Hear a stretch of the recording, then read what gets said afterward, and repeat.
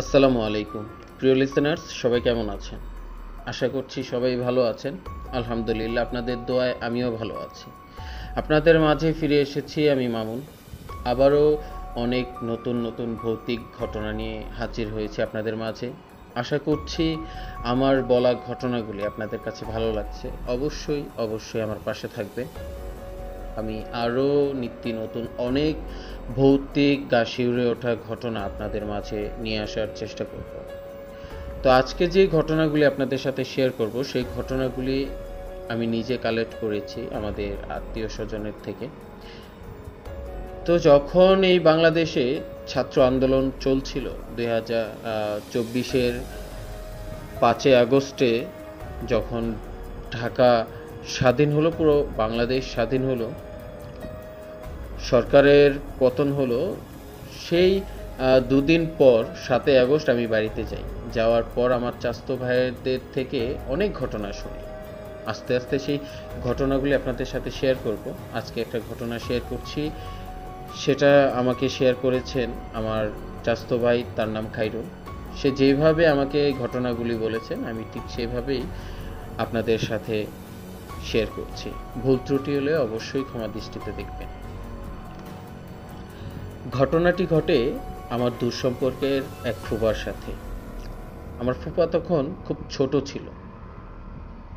সময়টা ছিল আনুমানিক 2083 এরকম সময় ছিল। তখনকার সময় মানুষ গরু, মুরগি, হাঁস, ছাগল অনেক কিছুই পালত। তো আমার ফুপারাও তখন ছাগল পালতো, গরু পালতো। তো তাদের একটা প্রবলেম ছিল যে মাঝে মধ্যে তাদের একটা ছাগলকে খুঁজে পাওয়া যেত না। তারা বিভিন্ন জায়গায় খোঁজাখুঁজির পর হয়তোবা কারো বাড়িতে বা কারো গরুর খামারে সেই ছাগলটাকে খুঁজে পাওয়া যেত। সেটাকে নিয়ে অনেক তারা টেনশনে ছিল, পেরেশানিতে ছিল যে এই ছাগলটাকে নিয়ে তারা কি করবে।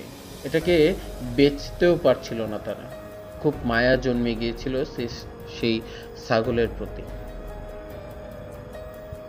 একদিন হঠাৎ আগের মতোই সেই ছাগলটাকে খুঁজে পাওয়া যাচ্ছিল না।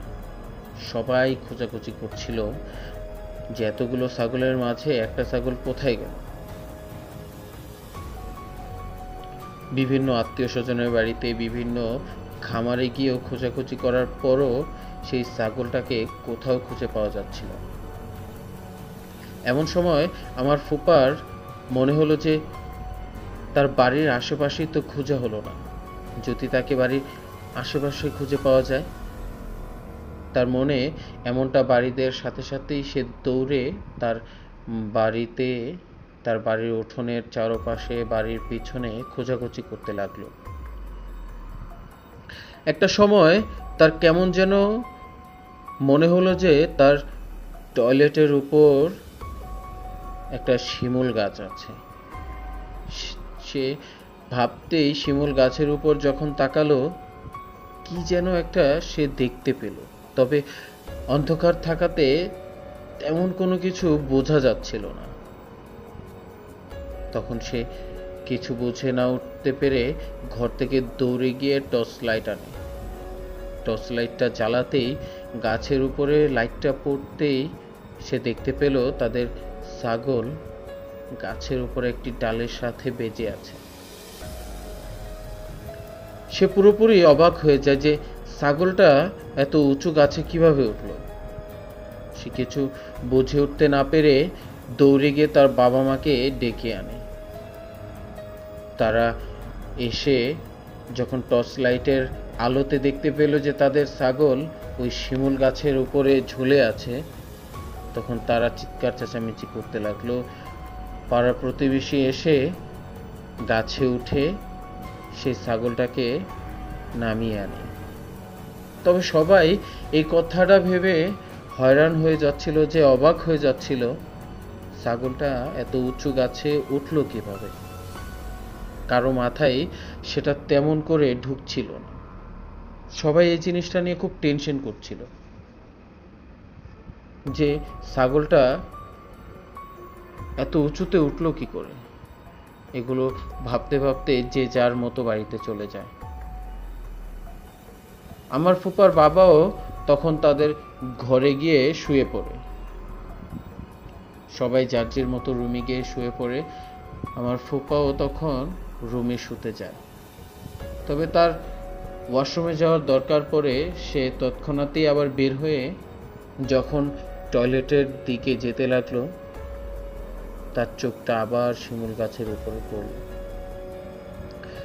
সে অন্ধকারের মাঝে দেখতে পেল যে কি যেন একটা গাছের উপর থেকে উল্টো হয়ে নেমে আসছে। স্বাভাবিক রকম মানুষ গাছে উঠতে গেলে বা নামতে গেলে তাদের মাথাটা উপর দিকে থাকে, পা নিচে থাকে।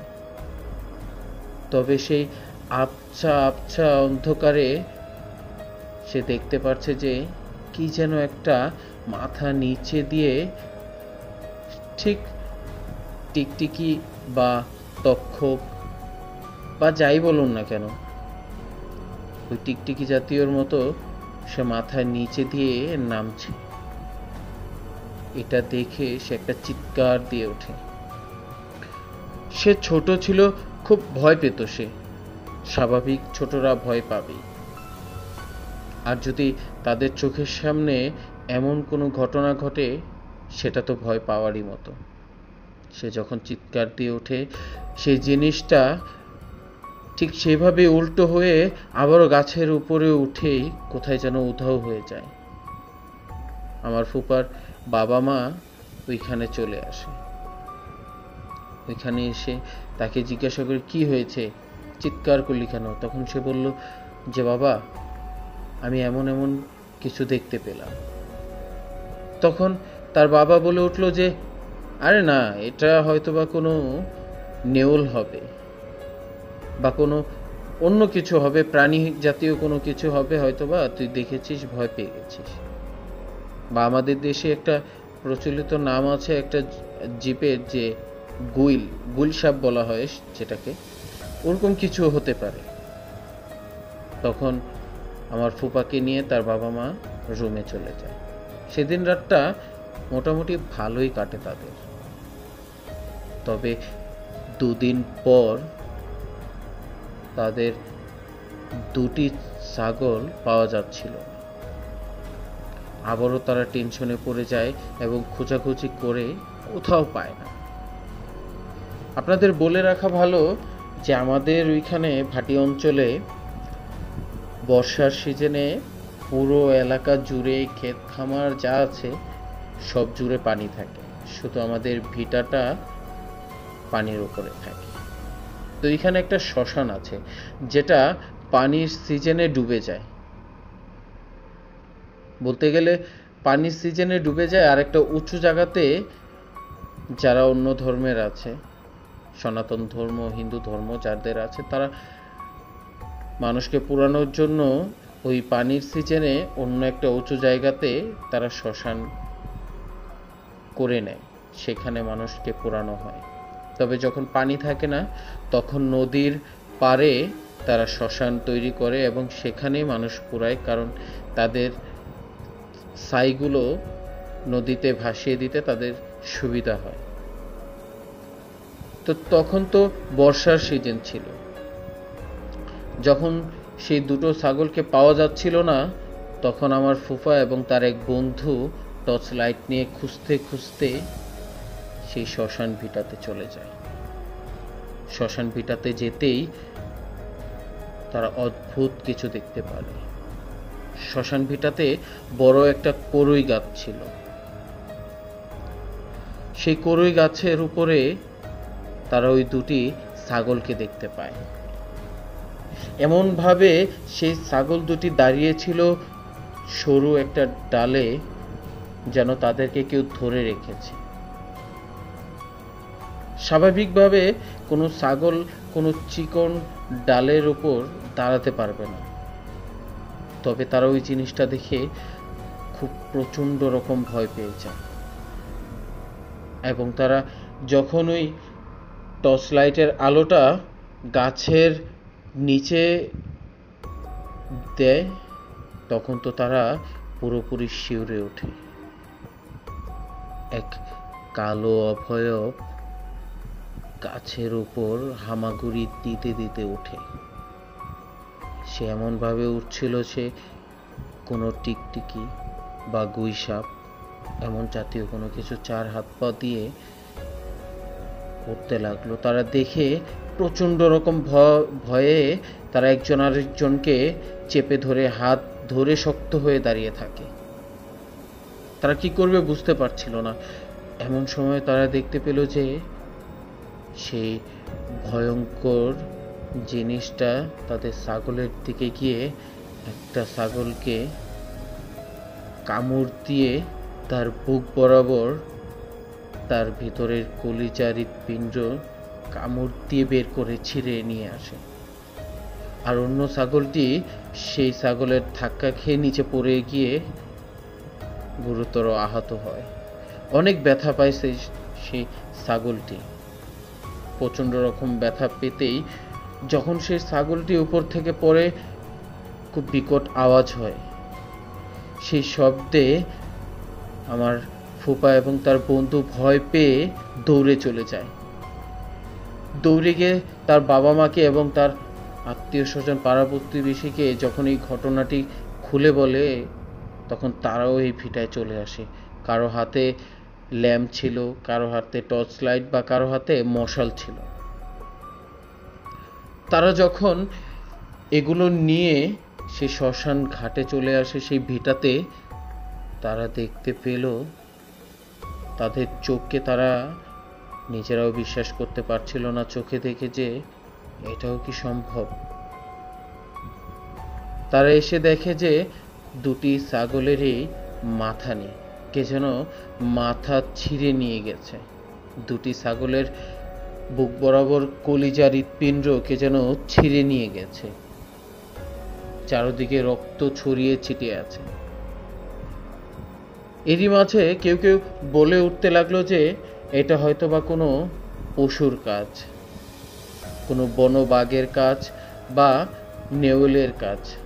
আমরা সাধারণত নেউল বলে থাকি বিভিন্ন হাঁস মুরগি বা ছাগল এগুলো খেয়ে থাকি। আপনারা কি বলেন সেটা জানি না, তবে আমাদের দেশে এটা বলে থাকে। তো অনেকেই যখন অনেক কথা বলছিল, আবার অনেকে বলছিল যে এটা হয়তো বা শ্মশানের পিচাস করতে পারে। শ্মশানের তো পিচাস বলতে অভয়ব আছে, সেটা হয়তো বা এই ছাগলগুলোকে এভাবে খেয়েছে। এগুলো দেখে তারা বাড়িতে ফিরে আসে। তারা বাড়িতে ফিরে এসে যখন উঠোনের মাঝে আসে, অনেকের বাড়ি চলে গিয়েছিল, শুধু কয়েকজন ছিল সেখানে, 7-8 জন হবে এমন। তারা দেখতে পেল যে তাদের বাড়ির উঠোনে বিশাল বড় দেহের এক অভয়ব হামাগুড়ি দিয়ে তার 4 হাত পা দিয়ে ওইখানে উবুত হয়ে আছে। তারা দেখে তো রীতিমতো সবাই চমকে যায়, ভয় পেয়ে যায়, গা শিউরে ওঠে সবার। কি করবে তারা বুঝতে পারছিল না।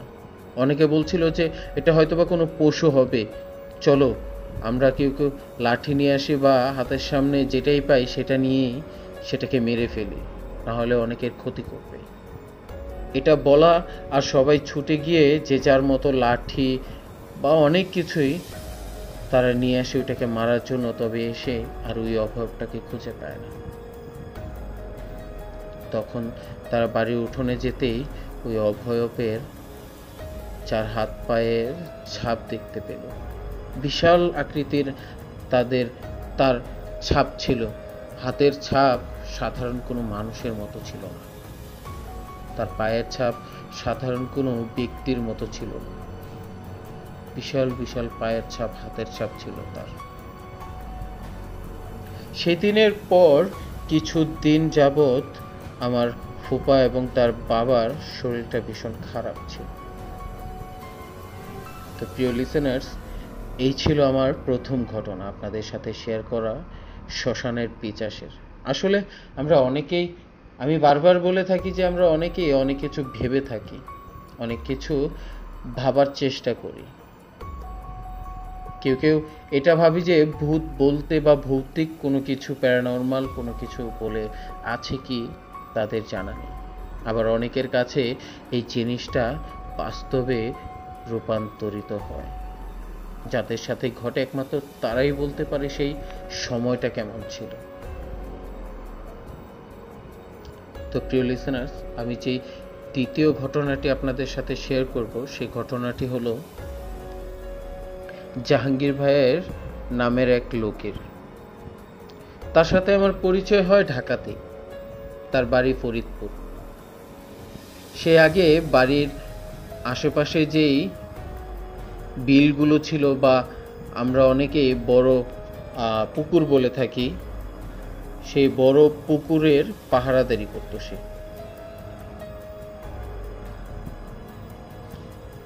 এটা কাইটা দিও এতটুকু, বুঝছো? তো আপনাদের সাথে এখন যে ঘটনাটি শেয়ার করব,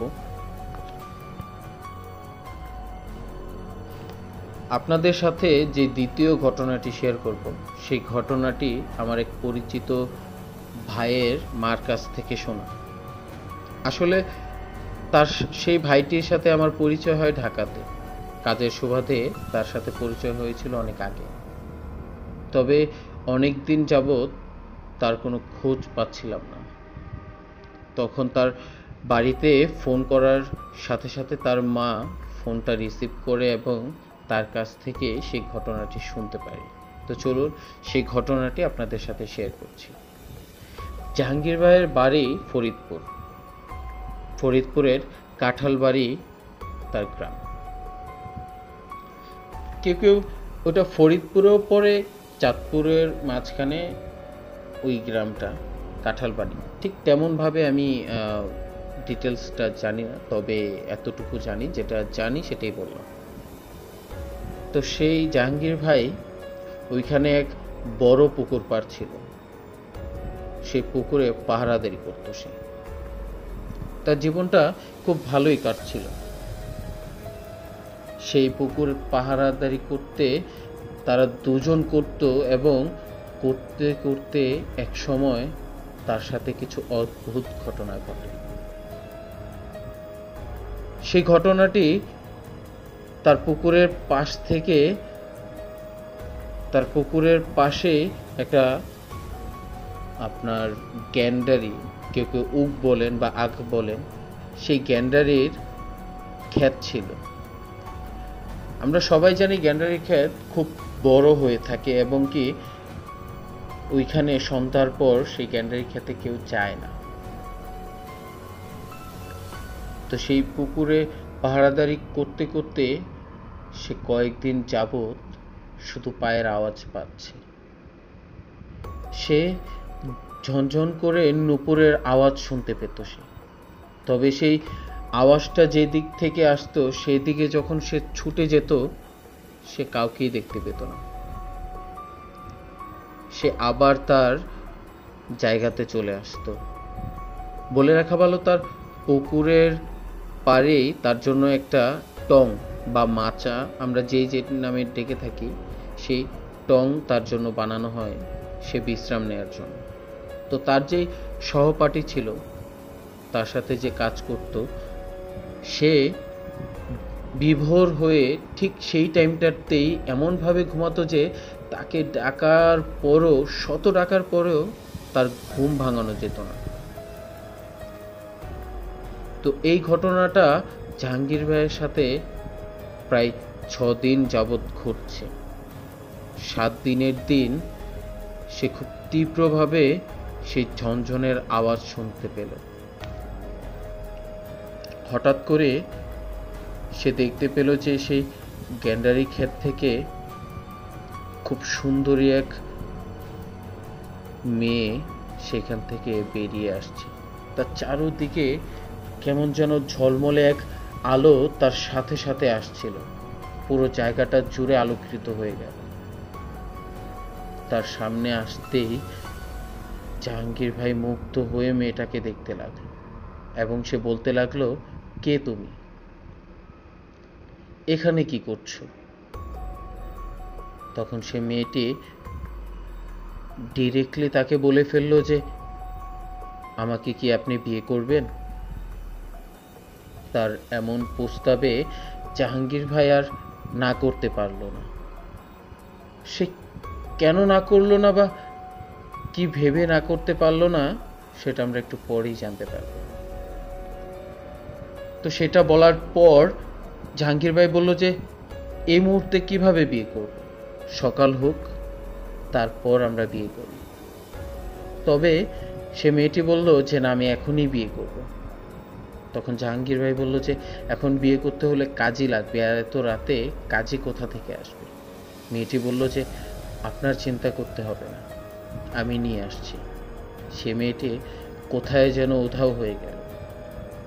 একটু পর সে মেয়েটি একটা কাজী নিয়ে আসলো,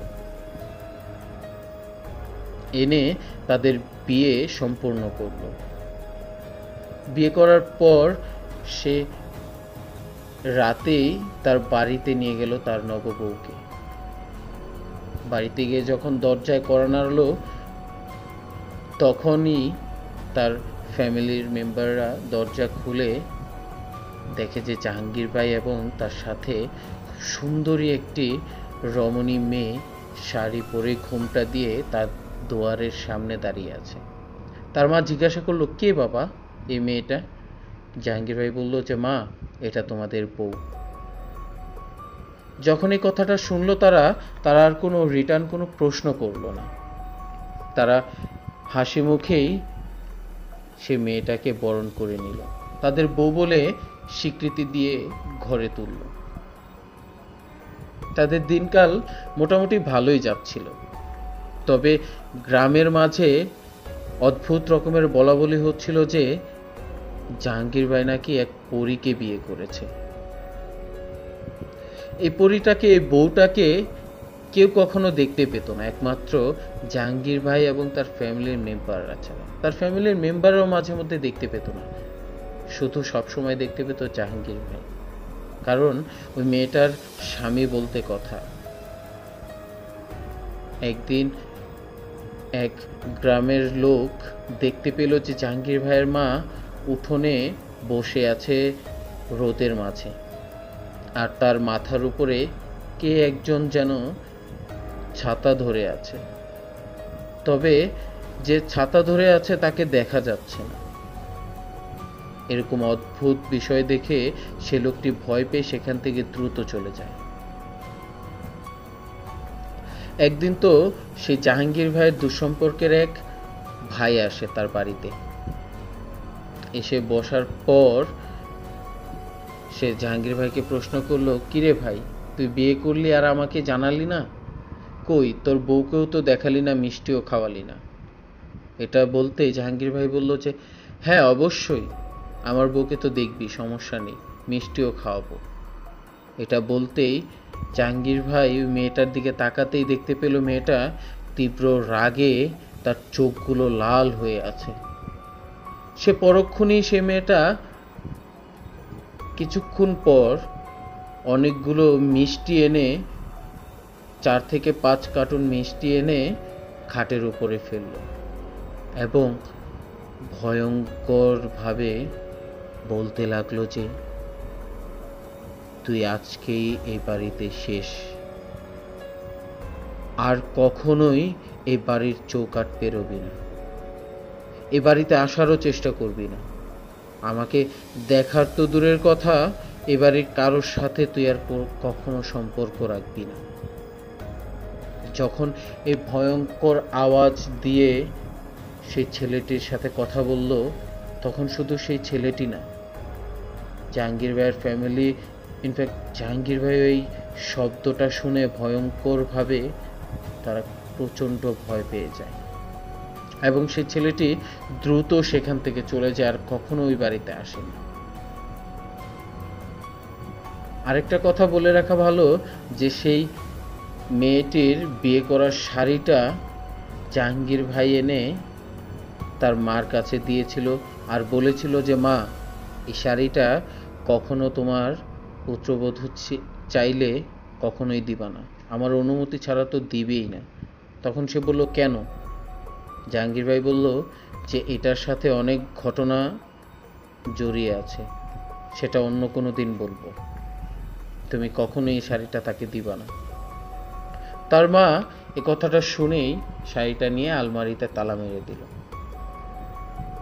তো তাদের সংসারটা খুব ভালোই চলছিল, তারা খুব হাসি খুশি ছিল সবাই। এরই মধ্যে একদিন জাহাঙ্গীর ভাইয়ের ওয়াইফ, ইনফ্যাক্ট তার বউ, এসে তার মার কাছে খুব নম্র সুরে বলতে লাগলো যে মা, আমার বিয়ের শাড়িটা একটু আমাকে দিবেন, আমি আজ পরবো। তখন রীতিমতো তার ছেলের কথা ভেবে জাহাঙ্গীর ভাইয়ের মা তার পুত্রবধূকে নিষেধ করলো যে না, শাড়িটা এখন তুমি কি করবা, কোনো অনুষ্ঠানে হলে সেই দিন তুমি এই শাড়িটা পরবা, এখন পরার দরকার নেই। তবে তার পুত্রবধূর আকুতি মিনতিতে সে না করতে পারলো না। এত মিষ্টি সুরে মায়াবী কণ্ঠে বলতে লাগলো যে জাহাঙ্গীর ভাইয়ের মা কোনোভাবেই সেটা ফেলতে পারলো না এবং তাকে সে শাড়িটা দিয়ে দেয়। শাড়িটা দিয়ে দেওয়ার পর সে মেয়েটিকে আর দেখা গেল না। অনেক জায়গায় তাকে খোঁজাখুঁজি হচ্ছিল, তাকে কোথাও পাওয়া হচ্ছিল না, পাওয়া যাচ্ছিল না। তখন জাহাঙ্গীর ভাই যখন বাজার থেকে বাড়িতে ফিরে, তখন এসে জানতে পারে যে তার মা তার বউকে সেই শাড়িটা দিয়ে দিয়েছে। সে সেটা শুনেই তো ভীষণ রকম রেগে যায় এবং তার মার সাথে চিৎকার চেঁচামেচি করতে থাকে যে মা, তুমি এটা কি করলা, এটা তুমি কেন করলা, তুমি কেনই তাকে শাড়িটা দিলা, আমি তোমাকে বারবার না করেছিলাম যে সে চাওয়ার পরেও আমার অনুমতি ছাড়া তাকে সে শাড়িটা দিবা না। তার মা বলতে লাগলো যে বাবা, সে যখন আমাকে খুব বিনয়ের সুরে বলতে লাগলো সে শাড়িটার কথা, আমি তার পিছনে দেখতে পেলাম যে আসমান থেকে 6 জন খুব সুন্দরী মেয়ে নেমে আসলো।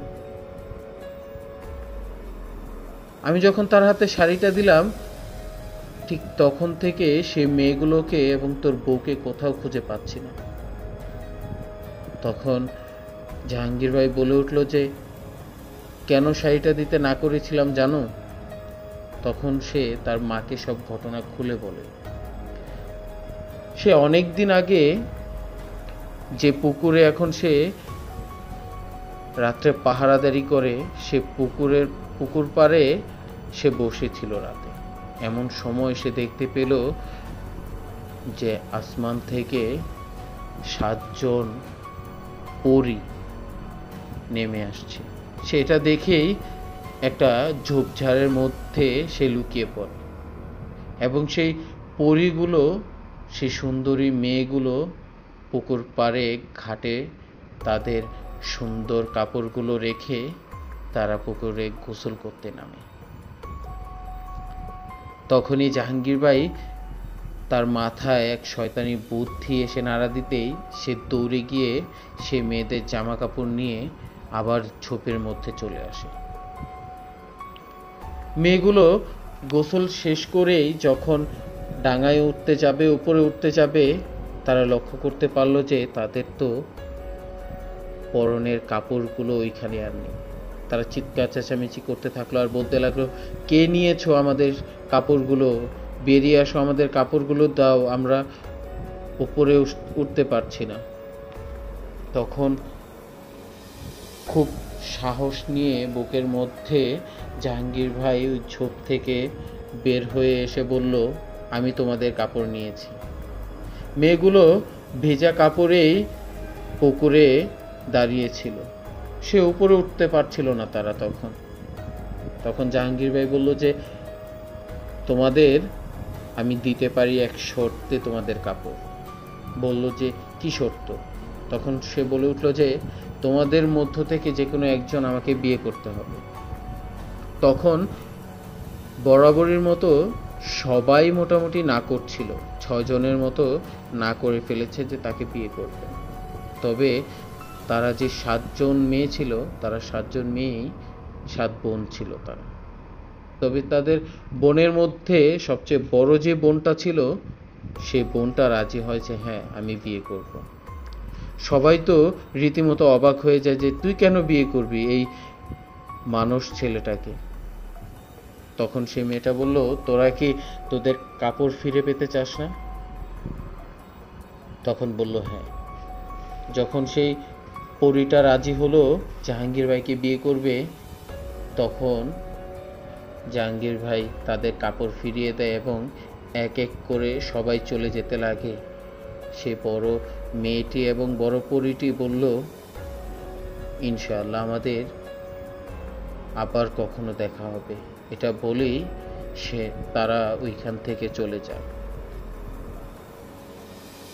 চলে যাওয়ার কয়েকদিন পরেই তার সাথে এই ঘটনাটি ঘটে এবং মেয়েটি এসে সোজা তাকে বিয়ের প্রস্তাব দেয়। কিছুদিন পর থেকে যখন ওই মেয়েটা চলে যায়, পরীটা চলে যায় তাদের ওইখান থেকে, কিছুদিন পর থেকে জাহাঙ্গীর ভাইয়ের মানসিক ভারসাম্য হারাতে থাকে। আস্তে আস্তে সে উন্মাদ পাগল হয়ে যায়। গ্রামবাসী বলাবলি করতে থাকে যে বউ চলে যাওয়ার কারণে সে পাগল হয়ে গেছে। তবে প্রিয় লিসেনার্স, আপনাদের কাছে একটাই প্রশ্ন আমার, অবশ্যই যদি আমার ঘটনাটি শুনে থাকেন অবশ্যই সেই প্রশ্নের উত্তরটি দিয়ে যাবেন। জাহাঙ্গীর ভাই কি আসলেও তার বউ চলে যাওয়ার কারণে সে পাগল হয়েছে, নাকি সে পরীদের সাথে বেয়াদবি করার কারণে তার আজকে এই পরিণতি? আপনাদের কাছে প্রশ্ন রইল, অবশ্যই আপনারা সেই প্রশ্নের উত্তরটি দিবেন। ধন্যবাদ প্রিয় লিসেনার্স আপনাদেরকে। আমাদের এই ভৌতিক ঘটনাগুলি রীতিমতো শোনার জন্য, প্রত্যেক দিন আপনাদের কাছে পৌঁছে দেওয়ার জন্য চ্যানেলটিকে সাবস্ক্রাইব করে রাখবেন, বেল আইকনটি ক্লিক করে রাখবেন। আপনাদের সাথে ঘটে যাওয়া ভৌতিক ঘটনাগুলি যদি আমাদের সাথে শেয়ার করতে চান অবশ্যই আমাদের ডিসক্রিপশনে গিয়ে আমাদের ইমেল অ্যাড্রেস দেওয়া আছে, ওইখানে গিয়ে আমাদেরকে ইমেল করতে পারেন। আপনার ঘটনা, আপনার নাম, আপনার ঠিকানা এবং পেশা লিখে অবশ্যই আপনার ঘটনাটি আমাদের কাছে শেয়ার করতে পারেন। আমাদের ভৌতিক যে ঘটনাগুলি আপনাদের সাথে শেয়ার করি, অনেকের কাছে হয়তোবা সেটি কাল্পনিক হতে পারে বা কারো কাছে বিশ্বাসযোগ্য নাও হতে পারে, তবে এতটুকু বলে রাখি, আমরা যেইভাবে ঘটনাগুলি শুনি ঠিক সেভাবে আপনাদের কাছে উপস্থাপন করি। বিশ্বাস করা না করা পুরোটাই আপনার কাছে, তবে সেটা বিনোদন হিসেবেও শুনতে পারে, এতটুকু অনুরোধ রইল। তৃতীয় যেই ঘটনাটি আপনাদের সাথে শেয়ার করব, সেই ঘটনাটি ঢাকার খুব নামকরা একটি জায়গা, সেই জায়গার নাম হচ্ছে শ্যামবাজার। সদরঘাটের সাথেই শ্যামবাজার এলাকার সূত্রাপুর থানার সেই ঘটনাটি শুনতে পারি আমার এক কলিগের কাছ থেকে। আমি যেখানে জব করি সেখানে আমার সাথেই জব করে এক বড় ভাই, তার থেকে শোনা এবং কি তার সাথে ঘটে যাওয়া এই ঘটনা। বড় ভাইয়ের নিজস্ব বাড়ি হচ্ছে ঢাকা সূত্রাপুরে, শ্যামবাজারের সাথে। তো সেই সূত্রাপুরে বলে রাখা ভালো, অনেক পুরনো বাড়ি আছে, জমিদার বাড়ির মতো অনেক পুরনো বাড়ি আছে। তো তাদেরও একটি পুরনো বাড়ির মতোই বাড়ি, তারা অনেক আগে সে বাড়িটা ক্রয় করেছিল, এখন সেখানেই থাকে। তো সে যখন কাজ থেকে বাড়িতে যায়, তার বাড়ির আর শ্যামবাজারের মাঝখানে একটা রাস্তা আছে। সে যখন সূত্রাপুর হয়ে যায় তখন শ্যামবাজার ঘুরে তার বাড়িতে যেতে হয়। তার বাড়িতে যেতে কয়েকটা গলি পড়ে, চিপা গলি, এবং সেই গলি দিয়ে তার চারদিকে পুরনো বাড়ি। ল্যাম্পপোস্ট আছে, যে ল্যাম্পের বাতিতে পুরো রাস্তা আলোকিত হয়ে থাকে। মাঝে মধ্যে তার অফিস থেকে ফিরতে 12টা, 1টা, 2টো বেজে যায়। সে ওইখান থেকে রিক্সা থেকে নেমে ওই গলিটা হেঁটে পেরোতে হয়। একদিন সে যখন ওই গলিটা দিয়ে যেতে লাগলো, সে দেখতে পেল একটি বাড়ির জানালায় কারা যেন উকি দিয়ে যাচ্ছে। সে মনে করলো যে হয়তোবা কোনো টোকাই বা কোনো চোর হতে পারে। সেটা ভেবেই চিৎকার দিয়ে উঠলো, কে রে, ওইখানে কে? এই তোরা কে, ওখানে কি করছিস? সে যখন এইভাবে কথা বলে উঠল, সেই ছেলেগুলো তার দিকে ভয়ঙ্করভাবে তাকালো। তারা ঘুরে তাকাতেই ভাইটা দেখতে পেল যে ওই ছেলেটির চোখ মুখে কেমন যেন ভয়ানক একটি ছাপ, চোখগুলো জলমল করছিল। তখন সে বলে উঠল যে তোরা এখানে কি করছিস? এই ঘরের জানালায় কেন উকি দিচ্ছিস তোরা? এটা বলতেই সে যখন ধাওয়া দিতে গেল সেই ছেলেগুলোকে, ছেলেগুলো দৌড়ে এক পুরনো বাড়িতে ঢুকে পড়ল। পুরনো বাড়িতে ঢুকতেই ভাইটি মনে করলো হয়তোবা ভয় পেয়ে চলে গেছে এই বাড়ির ভিতর দিয়ে। এই বাড়ির ভিতর দিয়ে আরেকটা রাস্তা আছে বের হওয়ার।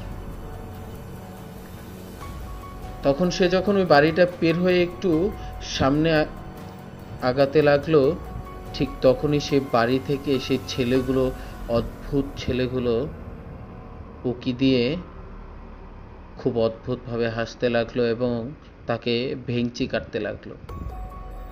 বড় ভাই ঘুরে তাকাতেই সে দেখতে পেল ছেলেগুলো হাসছে এবং তাকে ভেংচি কাটছে। বড় ভাইয়ের তো প্রচণ্ড রকমের রাগ উঠে যায়। আসলে ভাইয়ের নামটি আপনাদেরকে বলা হয়নি। ভাইয়ের নাম হচ্ছে সৌরভ। তো সৌরভ ভাই প্রচণ্ড রেগে যায় এবং রেগে গিয়ে তাদের তাড়া করতে থাকে এবং বাড়ির ভিতরে ঢুকে পড়ে। বাড়ির ভিতরে ঢুকতেই তার সাথে অদ্ভুত রকমের ঘটনা ঘটে যায়। সে উপলব্ধি করতে পারে যে হয়তোবা এখন তার সাথে কিছু খারাপ কিছু ঘটতে পারে। সেই ছেলেগুলো ছিল 2 থেকে 3 জন। তবে বাড়ির মধ্যে গিয়ে সে সৌরভ ভাই যখন উঠানের মাঝে দাঁড়ালো, সে দেখতে পেল তার চারদিকে সে অদ্ভুত রকমের ছেলেগুলো হাসতেছে এবং তাকে ধরার জন্য এগোতে লাগলো। সৌরভ ভাই খুব সাহসী ছিল, কিন্তু এমন সময়, এমন সিচুয়েশনে যত সাহসী মানুষই হোক সে একটু হলেও ভয় পাবে।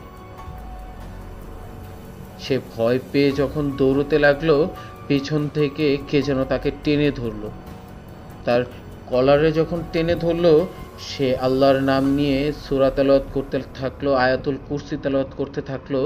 সে যখন আয়াতুল কুরসি পড়ে তার গায়ে ফু দেয়, সেই ছেলেটি তাকে ছেড়ে দেয়। সে এক দৌড় দিয়ে বাড়ি থেকে বেরোতে গিয়ে গেটের সাথে বাড়ি খেয়ে তার পায়ে প্রচণ্ড রকমের ব্যথা পায়।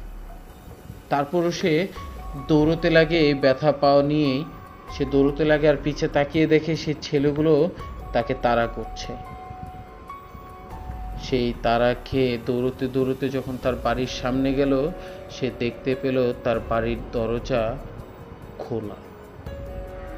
সেই খোলা দরজা দেখেই সে দৌড়ে গিয়ে লাফ দিয়ে দরজার ভিতরে যখন ঢুকে পড়লো, দরজার সাথে বাড়ি খেয়ে সে নিচে পড়ে যায় এবং সে তখনই সেন্সলেস হয়ে পড়ে।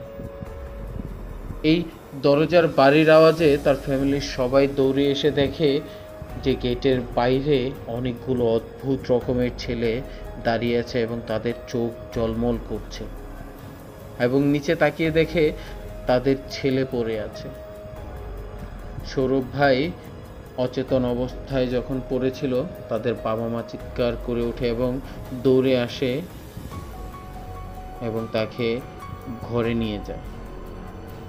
পাড়া প্রতিবেশী সে চিৎকার চেঁচামেচিতে তাদের বাড়িতে চলে আসে এবং সৌরভ ভাইয়ের মা বাবা বলতে লাগলো যে ভাই এই ঘটনা, আপনারা কি বাইরে কোনো এরকম ছেলেদেরকে দেখেছেন? তখন পাড়া প্রতিবেশী বলতে লাগলো যে না না, এমন তো কাউকেই দেখতে পেলাম না।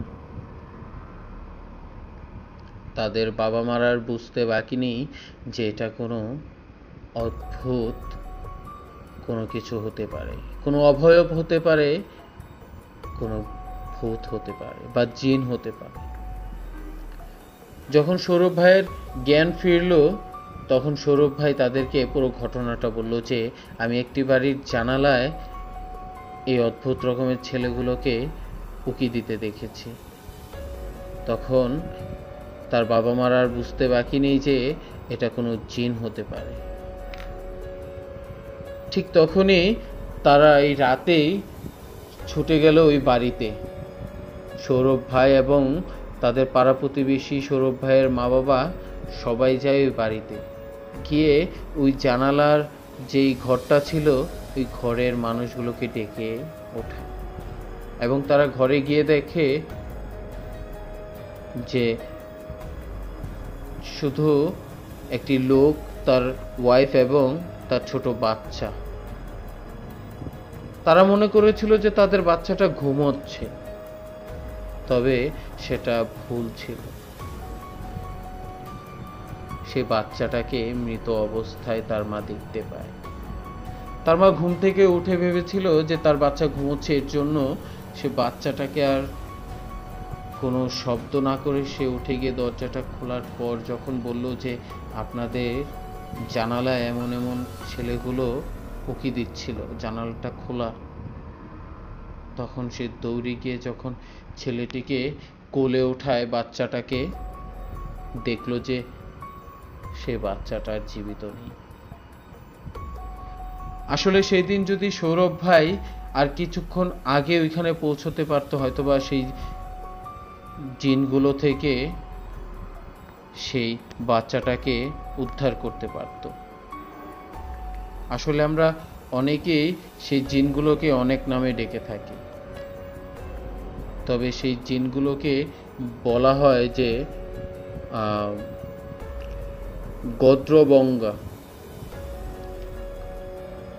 গদ্রবঙ্গা নামের সেই জিনগুলোকে, বা পিচাসও বলা হয়।